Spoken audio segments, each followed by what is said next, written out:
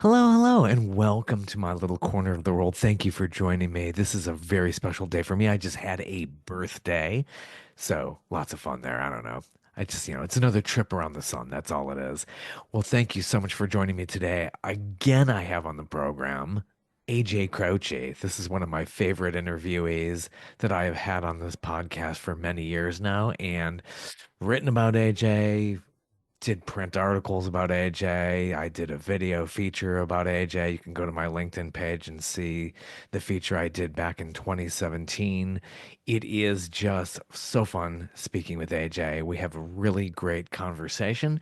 We talk about his new album, which is just out. Get it wherever you get your music. It's a lot of fun. There's a whole bunch of different genres on this album that he hasn't really done before. So I hope you enjoy this. You in sunny or Orlando? I am. I just pulled in, got off the bus, and here I am Thanks. backstage. Thanks so much. When to sound check? I don't want to keep you too long here. Oh no, no, I'm good. Yeah, how's life? Great. It's a little chilly here in the ATL Yeah, as we I are. bet. Yeah, I know Nashville is frigid right now. So Yeah, you get even more in the wintertime, which is yeah, like, we're not used to this. It's I like know, I know. I grew up in Cleveland, Ohio, home Yeah, of rock and roll and all of that. yeah. And oh my gosh, but it's been 36 years. Of So course, yeah. No, I mean, and it's easy to forget, and it's easy to want to forget winters, oh, it's so true. shoveling snow and salting and all. Oh my God. I have a bad back to prove it. I started shoveling snow when I was in second grade in the Oh early yeah, I'm surprised 70s. you weren't younger. They put us to work back then in the Yeah, yeah. 70s. Oh yeah, they did. Anyway, so this is a whirlwind tour that you're doing. You're in the South, which is smart as we're talking Mhm. about weather at Yeah, this yeah, moment. yeah. So a very, very good strategy going through Florida first. And as we get into springtime, you start moving up north. So Yes, how is life on the road? You're still doing it after I all this am. time. I am. It's been good. 3 years of the Croce Place Croce tour. It just kept on going, and it was so much fun. Um, and during the little time that we had off the road, I was writing and compiling things, putting things together, ideas for a record, and last year around this time we started recording, and it was like it was really a fun project. Yeah, what made it different this time? This is now 10 albums in now? 11. 11. Oh my gosh. I know 11 tracks as well as that. Was that on Yeah, your, yeah. okay. Not an accident. Just, yeah, happenstance as Yeah, it always is. yeah. Cool. Yeah, it was. I don't know. You asked what made it special. There were a lot of things. I think there was a camaraderie with the band. I'm touring with such legendary players. These guys, and they've been on so many great records. And so I get to really bring the album to the stage. So knowing that beforehand, knowing that in the process of making this record that I was going to be traveling with the same band and all the same singers, I um I knew I went in with a certain confidence. There was a certain camaraderie at that point. We were just, we'd played every one of these songs live at one time or another during the tour to see how audiences reacted, to just see how it felt. Don't always get to do that. There were just a lot of factors that made it fun, relaxing, and inspired. At the same time. I think everyone had a lot of trust in one another. I came in with really pretty clear arrangements, and then working with Shooter was really fun. We just get along so well. He's a wonderful friend, and I love his approach. Shooter Jennings, that name comes up. Work with Brandy Carlisle is I Yeah. have been saying, yeah. What I mean, a total veteran. So it must have been great. It's great to have a producer who makes you feel comfortable as you're putting a project together, working in the studio. It must really be a really good feeling when somebody like that who's a veteran can help you out. And it's funny you say that because he's the youngest producer I've ever had. Mm, And of all I've worked with all of these guys who were my parents' generation, for most of my career. John Simon and Keltner on my second one, and Jim Gaines and Alan Toussaint, and all of the yeah. Cowboy Jack Clement and Mitchell Froom, and on and on and on. All of these legendary producers who had really had their own style, their own way of doing things. And I think that with this project, I really wanted to put myself in a situation where I was a little uh, I was taking a little bit of a risk. I was outside of my element. I wanted to see what he would bring to the party, and so that was it. It was. I think all of those factors played into it being unique in its way. Yeah, it's not just one thematic element through this new recording. You've got Right. psychedelia, you Yeah. got Philly soul, which is Yeah. so a part of you. Yeah. And I love the single where you've got just like this real Spanish feel to it. And Oh what yeah. a wonderful video that goes with it too. Oh, thank you. Thank you. Yeah, it's diverse. I think that where in the past I was so concerned about the diversity of genre and era and style, felt like it was something that I should worry about. I began to realize that it's what my audiences love about what I do. Yeah. What may have been a challenge earlier in my career ended up being an asset, and it was something that I've really embraced, and finding a way to communicate all of these different ideas and different styles of things on different instruments, and still managed to hold it together and make a really interesting album out of it. It was maybe the first time I really came at it with that perspective.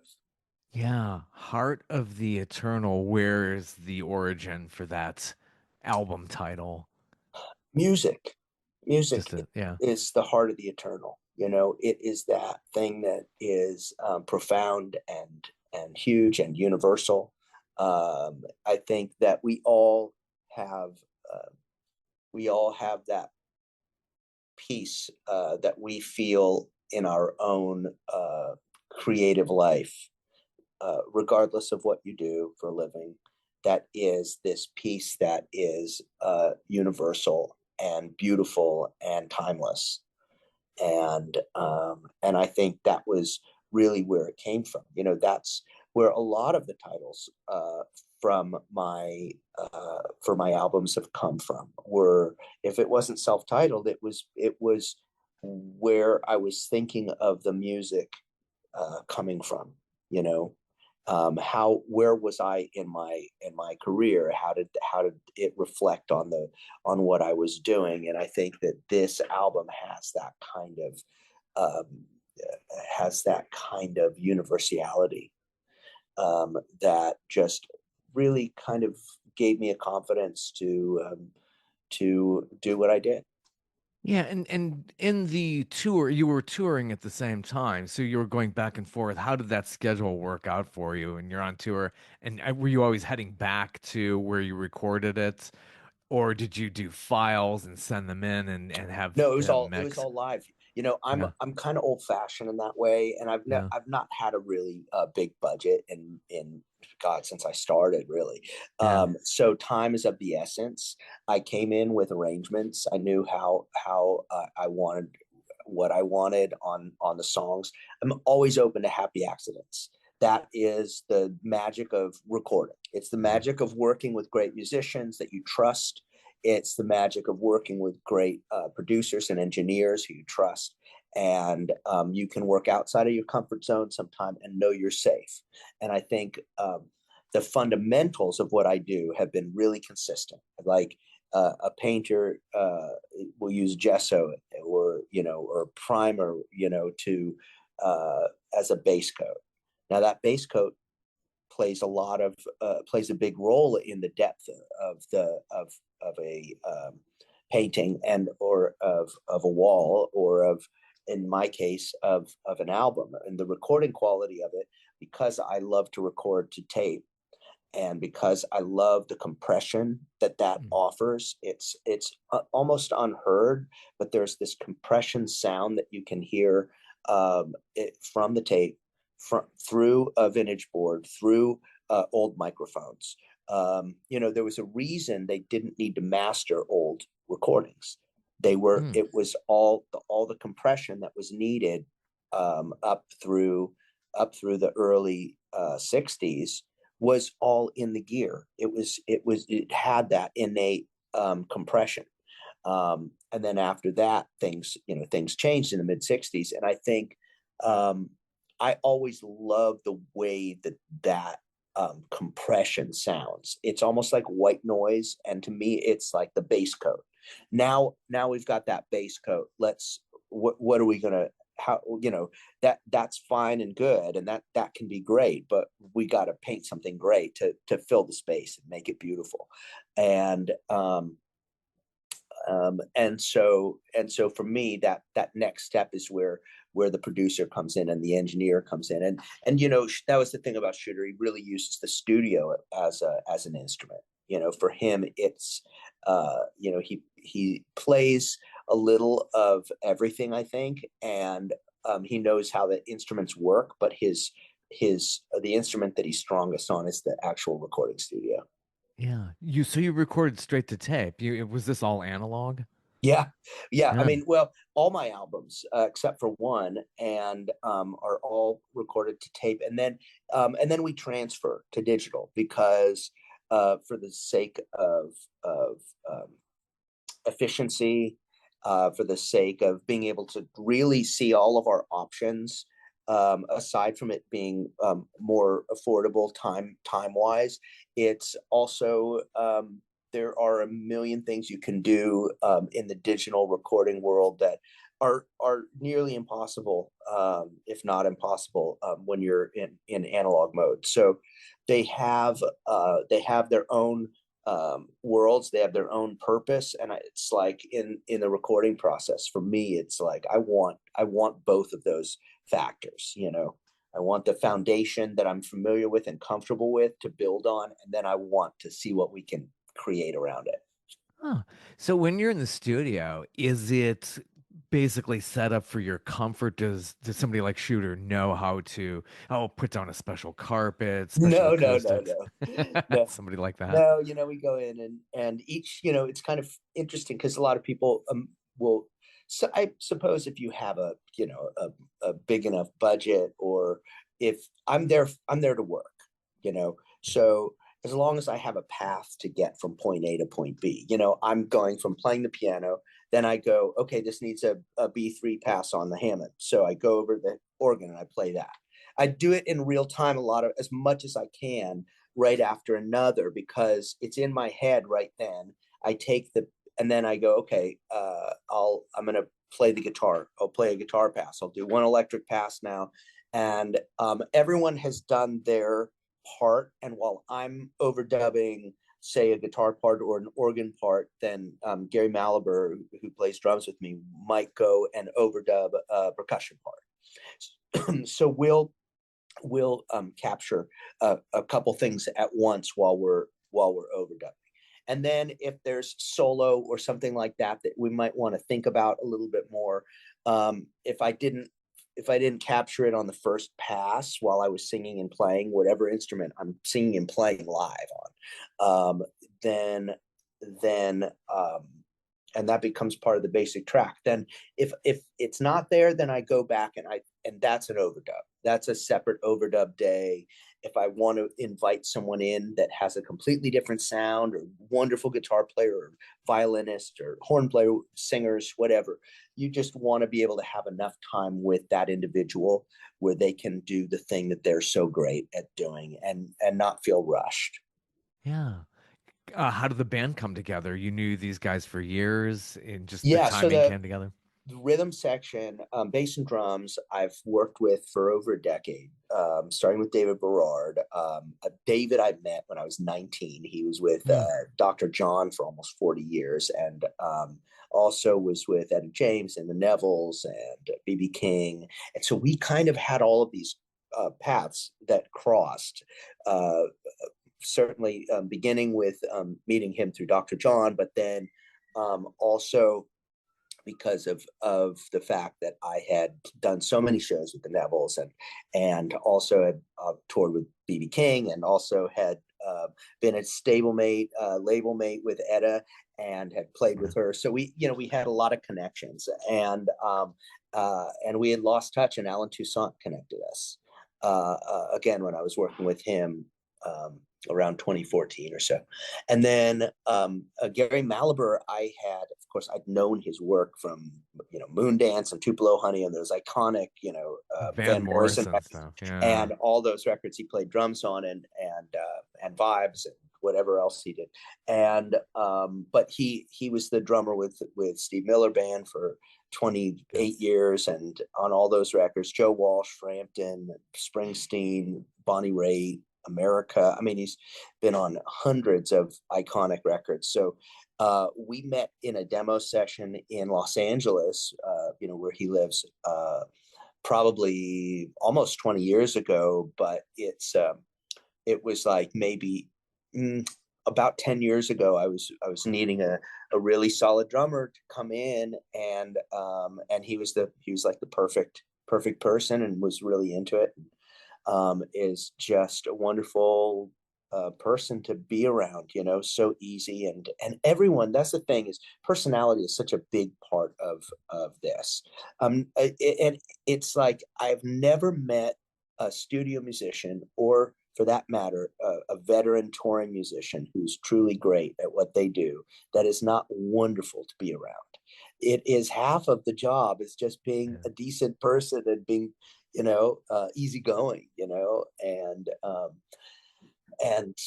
then James Pennebaker, who plays guitar and violin with me. He's also a wonderful steel player, multi-instrumentalist, great utility player. I met him, God, 30 years ago. We were on Austin City Limits, Hmm. and James was playing guitar and steel and fiddle and maybe mandolin with Leroy Parnell. We were both on Austin City Limits. They do two bands a night, and Yeah. they don't necessarily show it that way, but they record too. And so I met him there. Really nice guy, and we reconnected when I moved back to Nashville. I guess it was 2008 or something when I first moved there, and I connected with him. And then when I moved back, I was kind of in and out of town for a couple years, and I reached out to him.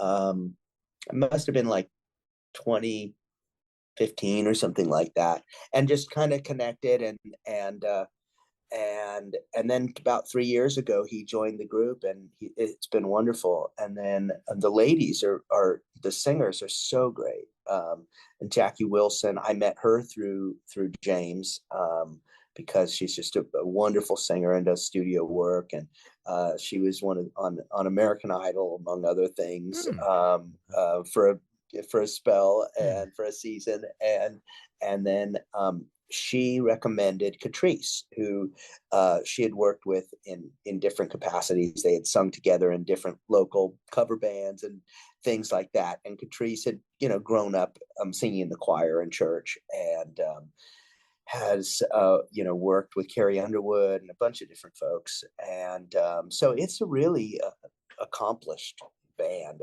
of musicians. And we record together, we tour together, and I feel pretty privileged.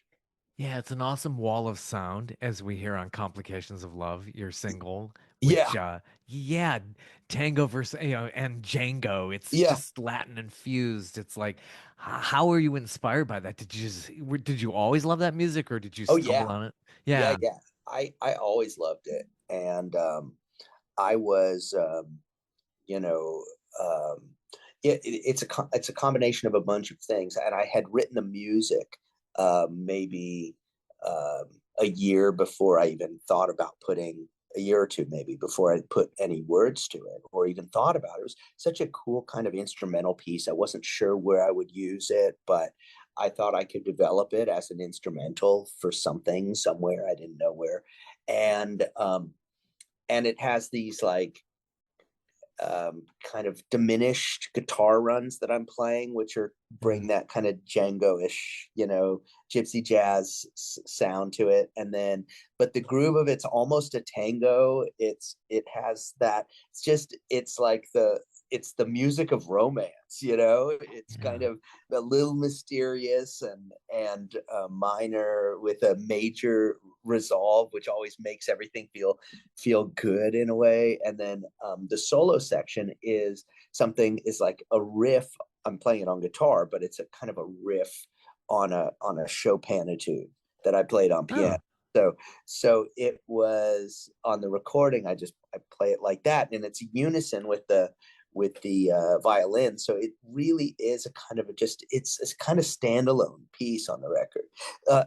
I think its partner in a way on each song on this album kind of has a partner in the sense that any one song would have whether it's an A side or a B side of a 45 would have its partner on the other side. So like Hmm. for me, like Complications of Love would be the flip side to the song The Finest Line, which Margot Price sings on with me. And also has this very kind of ethereal, beautiful, mysterious kind of quality to it, Yeah. minor to major and all of that. So yeah, How did you find Margot Price? I mean, that's and this is your closing track, The Finest Line. Is that's yeah. I didn't. She found me yeah. in at Shooter's studio at Sunset Sound. She dropped in. She was in LA for I think about a month, and she came by and heard what we were doing and said, "Hey, if you'd like if you needed someone to sing background or would like to sing a duet or anything, let me know." And with Finest Line, I had written the song on guitar, not hadn't completed it. I'd been kind of toying with the lyrics again and again, and it's a simple song, except it's kind of deceiving in that way, as all simple things are beautiful in my opinion. Um, and because it requires um, I think a level of of um, certain mastery of or psychology, philosophy, whatever you Sure. consider it, Yeah. more than just musicianship. It requires a Zen state to be able to create something that is simple without being simplistic, Mm. and I think that with that song, I was finishing the lyrics on the plane on my way to the studio, on my way to California. And and it was like, Yeah. and I played the song. Right before I left my house, I put a demo down of the song on piano. I'm like, oh, that really sounds much better than having it on guitar. So I played it for Shooters, like, before we got started recording. I'm like, oh, we'll go through everything we're gonna record. You tell me if you think something. I had more songs than we needed, Uh, and he was like, oh, I love that song. And so when she said, "Would you be interested?" I looked at that song and I took each verse, I split it in two. So I'm like, this is a really interesting duet. And it's one of my favorites on the record. yeah. Yeah, and great idea as a closing track. How does the order work for you? Do you go over it with somebody like Shooter? I mean, listen to things separately, how you're going to decide the order on this album? Yeah, we did it together, but there's a formula that I've used. Don was actually turned me on to it when I on my first record.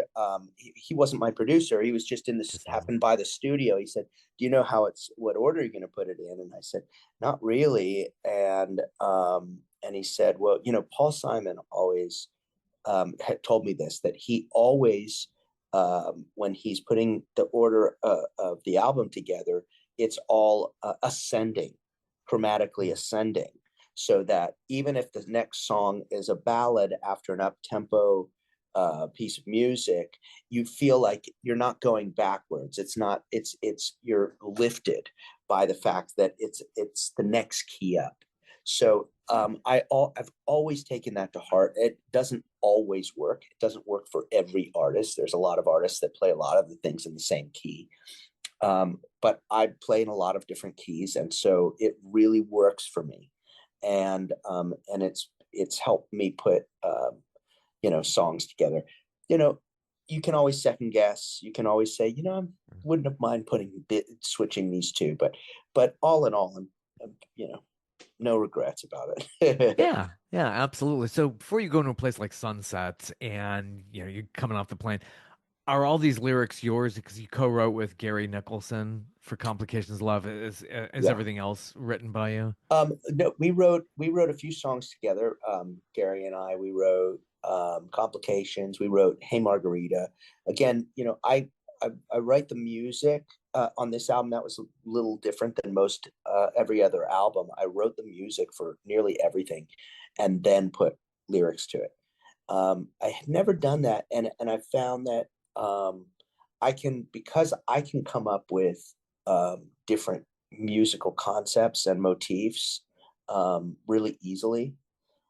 I like to find something that sort of has a melodic story or a rhythmic story anyway, and it really did inform the stories. It informed what this song was going to feel like. So when I played Hey Margarita, which is something that I had written the music for, it's like I don't know if you're familiar with Hubert Sumlin, who was the guitar player with Howlin' Wolf, Hmm. but he had this really wonderful knack for playing a riff that became kind of the sound of the song. So Yeah, yeah, like Smokestack Lightning, for example. Bum, bum, down, ba, dum, yeah, da, ba, yeah. Could bum, hear bum. that. And those kind of things that he would do with Howlin' Wolf. But also it had this kind of, I wanted the tone of like and of like a Link Ray, this again, someone else who had a real knack for coming up with these melodic hooks on guitar that you can't forget. It's and so kind of those that combined is basically, Hey Margarita, it's a blues song, except it's loosely based around a character in a Bulgakov novel.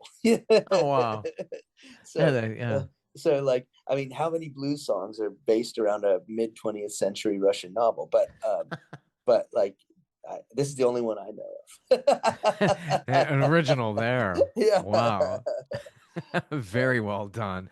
Uh, Yeah. So you kind of like, and I can understand somebody like an Elton John saying, he's struggling over lyrics. It's like, I I got my love it. guy here. No, I love writing lyrics.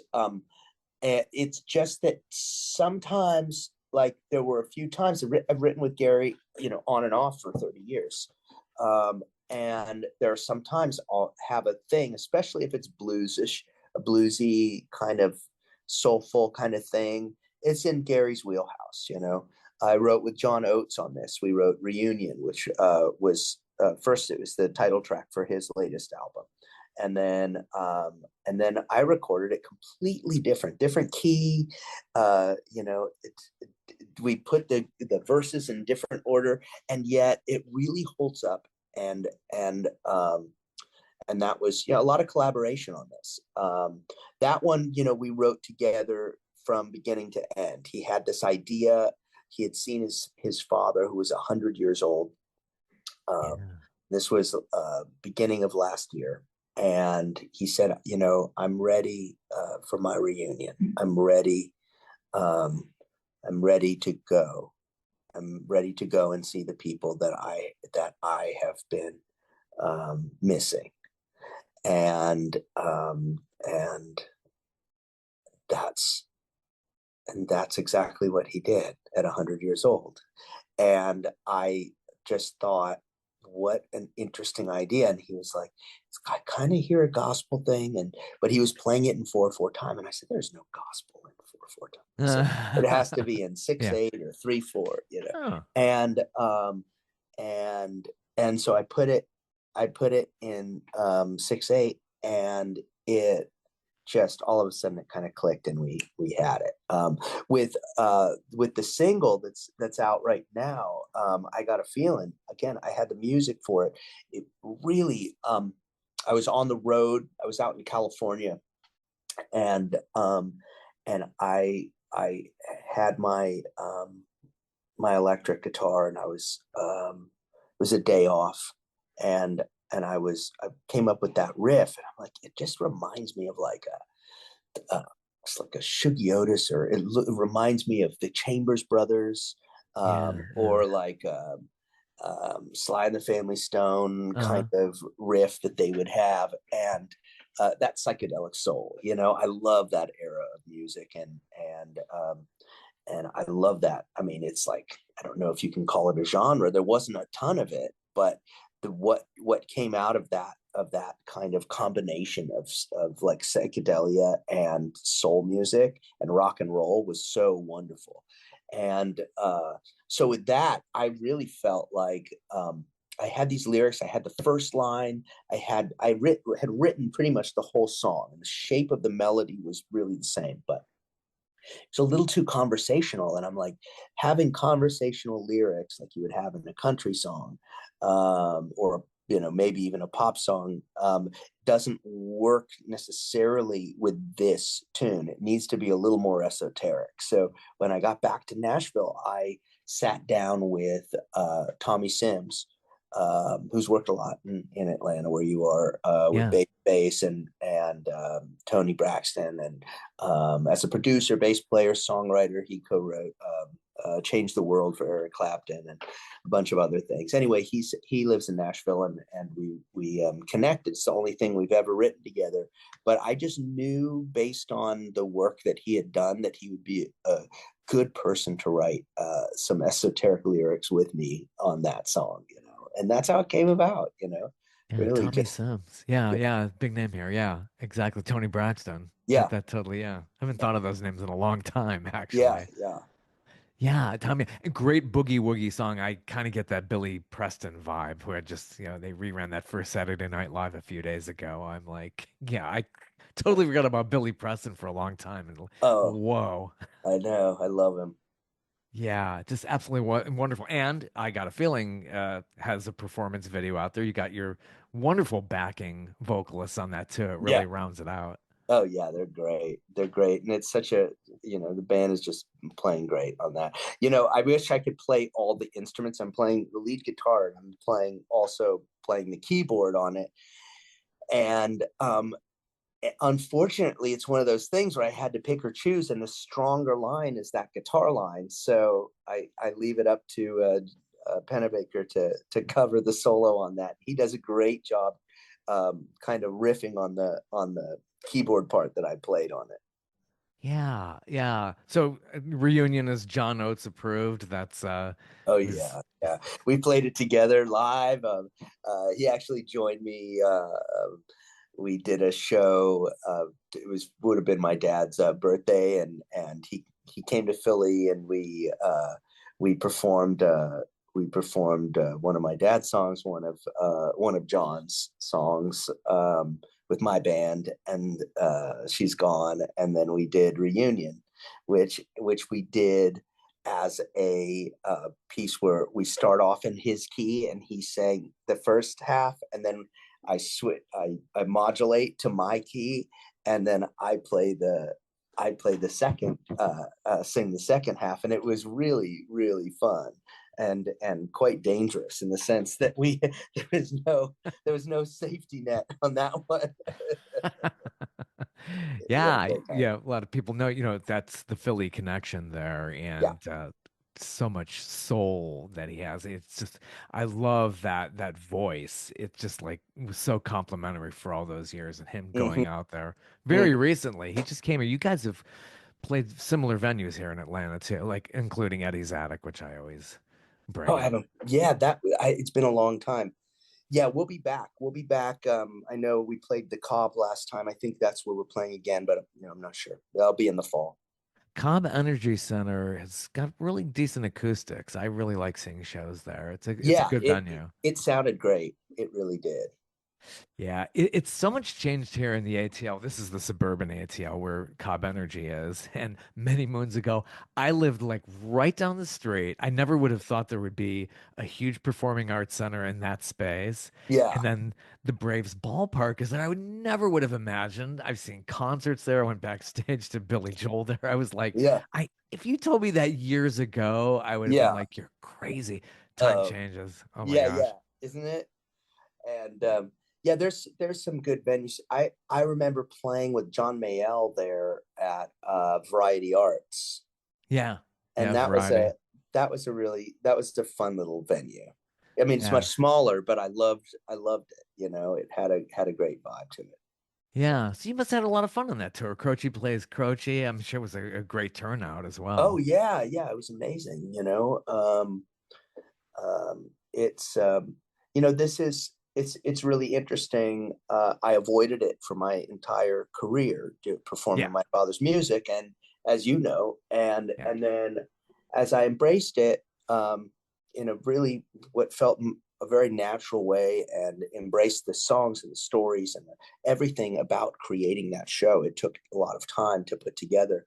It was I've found it rewarding in a way that I never would have expected, and I found fans I never would have expected to find through that, through those performances. And I think people discovered me, became fans because of that tour, and it allowed me to play larger venues than I've ever played. And certainly, it's now is the test. Out on Heart of the Eternal, after playing all of those wonderful theaters, will I be able to sell them out again? That is the nightmare that I have every Yeah. night is, It's tough. Yeah. will they come? Will they come to hear me? And not that I don't include some of my dad's hits, but it's geared towards the new album and geared towards my music and for over the last 35 years. Yeah. But it does have a lot of similarities to the Croce show. After doing that for 3 years, it really, some of those songs really became a part of the set of what I would want to perform, because they suit me in a way. I found a way to do them in a way that was really complemented my style. Yeah, I think it's a good idea to bring back some of the covers. Like Mm-hmm. even John Oates he'll do a couple of those Hall and Oates songs, put them towards the end. Hey, you want to hear my 80s song here? I'll do it now, Yeah, towards the end. yeah, And nothing wrong with that. I think people, it's what gets them in there. But I'm sure it's a struggle too when they just want to, oh, I just want to hear the hits. yeah, And yeah. that could be a little frustrating too. But that's the music business. I think once you come to terms with that, once you're okay with it, once you don't take it personally, it's nothing, because they just want, it's not that they don't love you, it's that Right. they love this thing it meant something to them. It's powerful. Music is powerful that way, and nostalgia is incredibly powerful. Our past, uh, you think of where you hear any song, and of course there can be things that change the way you hear a song as you get older. Mhm. It might be a song you didn't that never resonated, and all of a sudden you hear it in a different place, in a different context, at a different age, and all of a sudden it's relevant. Yeah, yeah, it's so true with especially the legacy artists who struggle with their own catalog, and some have to play the same thing over and over, and I'm sure they get sick of it, but like that's what the people paid for to come in and see. Well, and it's what they're paid for, you know. Yeah. And so I think if you can, as long as you can be at peace with the fact that maybe the work that is, you know, maybe most resonant for an audience is not your most recent work for any number of reasons. Some of it's just timing, some of it's just is marketing people just hearing it. Um, but also a lot of artists are part of a genre or part of an era so cemented to that. Some are so cemented to their own catalog because they had such success at a period of time that it just is lightning in a bottle, and it is that period of time. And so it's there are very few artists that escape it. You know, I mean, Dylan doesn't escape it. The Stones don't escape it. McCartney doesn't escape it. You Mm. know, um, I mean, they're all rare acts that, you know. I mean, you mentioned Billy Joel. He didn't escape it. Elton John didn't escape it. Right. But they had such a volume of wonderful songs that resonated, and and those are exceptions, you know, where they had maybe, you know, 15 years of real huge hugely creative period of time where they were really tapped into something special. And in those cases, you know, their at least their catalog is straddles a couple eras, you know. um, and so they have a more dynamic show, I should say, you know. And but look, I think everyone that tours is grateful for the people that come. It's, you know, I feel it's a gift. It's that is two-sided, you know, in the sense that um, I get to enjoy the company of the audience and take them on this Yeah. musical adventure. Oh Uh, yeah. and so to me, it's a gift to have that privilege. And then hopefully they feel that spirit of generosity and joy that I have by doing what I love. And I think that's the infectious part of it. Yeah, and it's just so inspiring to see not just yourself, but like legacy artists still creating. You're still getting out there, you're mixing it in and Mm-hmm. still growing and challenging yourselves. I think that's really important to do over all this time. Now, this new album, how long did it take to record total when you went out to LA? 9 days. Yeah, that's amazing. Yeah, you hear about people who toil over, oh, Steely Dan. I was watching some documentary about them, how long it Yeah. took to do. Oh No my one has a gosh. budget like that. I Yeah. mean, maybe a few people, but very few people have a budget like that. Um, there are some people that have amazing home studios. Generally, with home studios, people just toil for way too long, and they overshoot the mark. If it and So like being in a great recording studio where you have a lot of external input, the way they did, the way that a lot of you know, Bowie albums, you know, Mm. he came in without anything, and you know, wrote in the studio.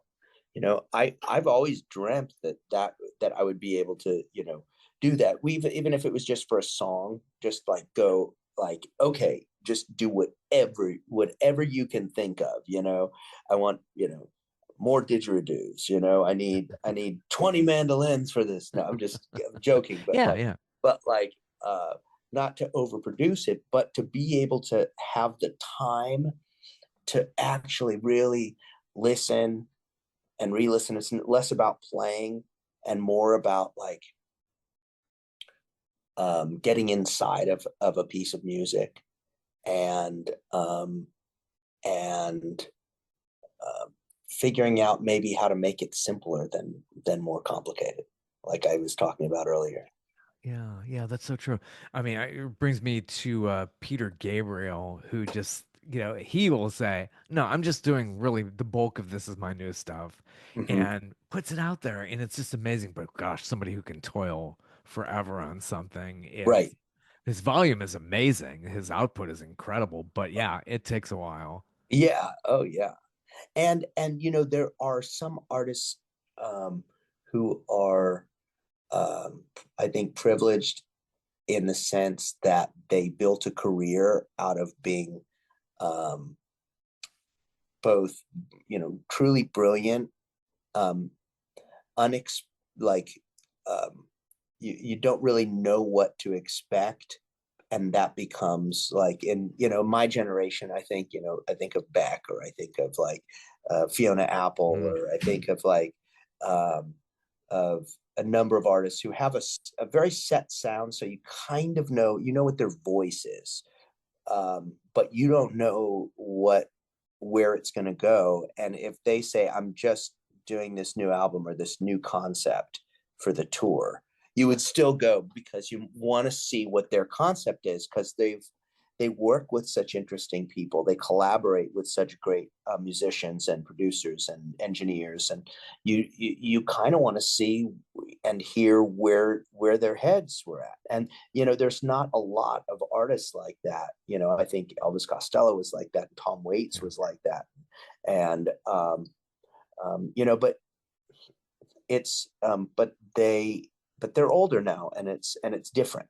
And I think they had careers, for most of their career, that they could pick and choose, because at times maybe it was a cult following, at times they might have had a popular audience that was a little bit bigger, but it was always pretty much based on their artistic uh, approach, Yeah. more than just a song or a sound.